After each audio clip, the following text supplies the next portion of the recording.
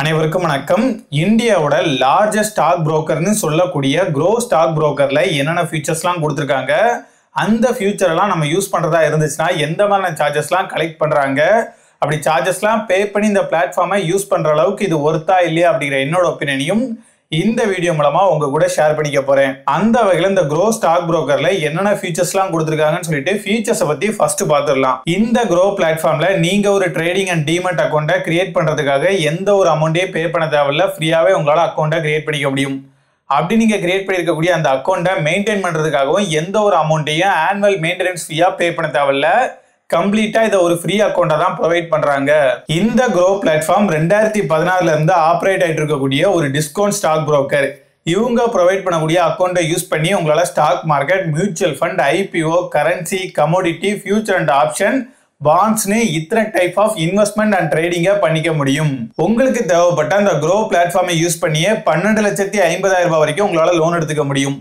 உங்க அக்கௌண்ட்ல இருக்கக்கூடிய மியூச்சுவல் ஃபண்டை அடமானமா வச்சு உங்களால லோன் எடுத்துக்க முடியும். பெர்சனல் லோனாவும் எடுத்துக்க முடியும். உங்களோட கிரெடிட் ஸ்கோர் அப்புறம் ரிப்போர்ட்டை செக் பண்றதுக்கான ஆப்ஷனையும் இந்த பிளாட்ஃபார்ம்லயே கொடுத்துருக்காங்க.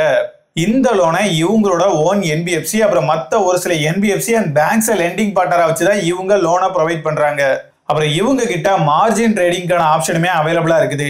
மார்ஜின் ட்ரேடிங் அப்படின்னா ஒண்ணுமே இல்லைங்க, கடன் வாங்கி ட்ரேடிங் பண்றது. இப்போ உங்ககிட்ட ஒரு ஷேருக்கான அமௌண்ட் மட்டும் தான் இருக்குது அப்படின்னா நீங்க அந்த அமௌண்ட்டை பே பண்ணாலே போதும். நீங்க சூஸ் பண்ணிருக்கக்கூடிய ஸ்டாக்கை பொறுத்து அதிகபட்சமா உங்களால 4 ஷேர் வரைக்கும் வாங்கிக்க முடியும். ஒரு ஸ்டாக் நல்லா பெர்ஃபார்ம் ஆகும் அப்படிங்கிற நம்பிக்கை உங்களுக்கு இருந்துச்சு அப்படின்னா அந்த ஸ்டாக்குக்கு அதிகமான அமௌண்ட்டையும், ஒரு ஸ்டாக் நல்லாலாம் பெர்ஃபார்ம் ஆகாது, ஒஸ்டா தான் பெர்ஃபார்ம் ஆகும் அப்படிங்கிற மாதிரி உங்களுக்கு தோணுச்சுன்னா அந்த ஸ்டாக்குக்கு கம்மியான அமௌண்ட்டையும் தான் கடனா கொடுப்பாங்க. ஒருவேளை உங்ககிட்ட சுத்தமா காசு இல்லை, ஆனா அந்த டைம்ல நீங்க ஏதாச்சும் ஒரு ட்ரேட் பண்ணணும் அப்படின்னு நினைச்சீங்கன்னா உங்க அக்கௌண்ட்ல ஆல்ரெடி இருக்கக்கூடிய ஷேர்ஸை அடமானமா வச்சு உங்களால ட்ரேட் பண்ணிக்க முடியும். நீங்க அப்படியே அடமானமா வைக்கக்கூடிய ஸ்டாக்கோட வேல்யூவை பொறுத்து உங்களுக்கான கடனை கொடுக்கறதா சொல்லியிருக்காங்க. ஒவ்வொரு ஸ்டாக்குக்குமே ஹேர் கட் பெர்சன்டேஜ்னு சொல்லிட்டு ஒரு வேல்யூ கொடுத்துருப்பாங்க. இது நல்லா பெர்ஃபார்ம் ஆகிற ஸ்டாக்குக்கு கம்மியாகவும், ஒஸ்டா பெர்ஃபார்ம் ஆகிற ஸ்டாக்குக்கு அதிகமாகவும் இருக்கும். நீங்க அடமானமா வைக்கக்கூடிய ஸ்டாக்கோட வேல்யூல இந்த ஹேர் கட் பெர்சன்டேஜை லெஸ் பண்ணிட்டு ரிமைனிங் அமௌண்ட் தான் உங்களுக்கு கடனா கொடுப்பாங்க. இப்படி கடனா கிடைக்கக்கூடிய அந்த அமௌண்ட்டை யூஸ் பண்ணி future and option and intraday ட்ரேடிங்கை உங்களால பண்ணிக்க முடியும். ஷேர் மார்க்கெட்டை பொறுத்த வரைக்கும் அங்க ஏகப்பட்ட ஸ்டாக்ஸ் ட்ரேட் ஆயிட்டு இருக்கும். அப்படி ட்ரேட் ஆயிட்டு இருக்கக்கூடிய ஒவ்வொரு ஸ்டாக்கையும் ஒன் பை ஒன்னா பார்த்து இதுல இன்வெஸ்ட் பண்ணலாம், இதுல இன்வெஸ்ட் பண்ண வேணாம்னு சொல்லி டிசைட் பண்றதா இருந்துச்சுன்னா ரொம்பவே டைம் எடுக்கும். அதனாலதான் நிறைய பேர் ஸ்டாக் ஸ்கிரீனர் டூல்ஸை யூஸ் பண்ணுவாங்க. இந்த டூல்ல நிறைய விதமான ஃபில்டர்ஸ் கொடுத்துருப்பாங்க. அந்த ஃபில்டர்ஸை நமக்கு வேணுங்கிற மாதிரி அப்ளை பண்றது மூலமா அதுக்கு மேட்ச் ஆகிற மாதிரியான ஸ்டாக்ஸை மட்டும் நம்மளால பிரிச்சு பார்த்துக்க முடியும். இதுக்கான ஆப்ஷனே இந்த பிளாட்ஃபார்ம்லயே கொடுத்துருக்காங்க. இது எல்லாமே தான் இந்த பிளாட்ஃபார்ம்ல இருக்கக்கூடிய ஃபியூச்சர்ஸ். இந்த ஃபியூச்சர்ஸ்க்காகலாம் நம்ம இந்த பிளாட்ஃபார்மை யூஸ் பண்றதா இருந்துச்சுன்னா எந்த மாதிரியான சார்ஜஸ்லாம் பே பண்ண வேண்டியது இருக்குன்னு சொல்லிட்டு சார்ஜஸை பத்தி இப்ப பாத்துடலாம். நான் ஆல்ரெடி சொல்லியிருந்த மாதிரி இந்த க்ரோ பிளாட்ஃபார்ம்ல நீங்க ஒரு அக்கௌண்ட்டை கிரியேட் பண்றதுக்காகவும் அதை மெயின்டைன் பண்றதுக்காகவும் எந்த ஒரு அமௌண்ட்டையும் பே பண்ண தேவையில்ல. உங்களால ஃப்ரீயாவே அக்கௌண்ட்டை கிரியேட் பண்ணி மெயின்டைன் பண்ணிக்க முடியும். நீங்க அப்படி கிரியேட் பண்ணிருக்கக்கூடிய அக்கௌண்ட்டை யூஸ் பண்ணும்போது புரோக்கரேஜ் சார்ஜஸா 0.1% டெலிவரி அண்ட் இன்ட்ராடேக்கு சார்ஜ் பண்றதா சொல்லியிருக்காங்க.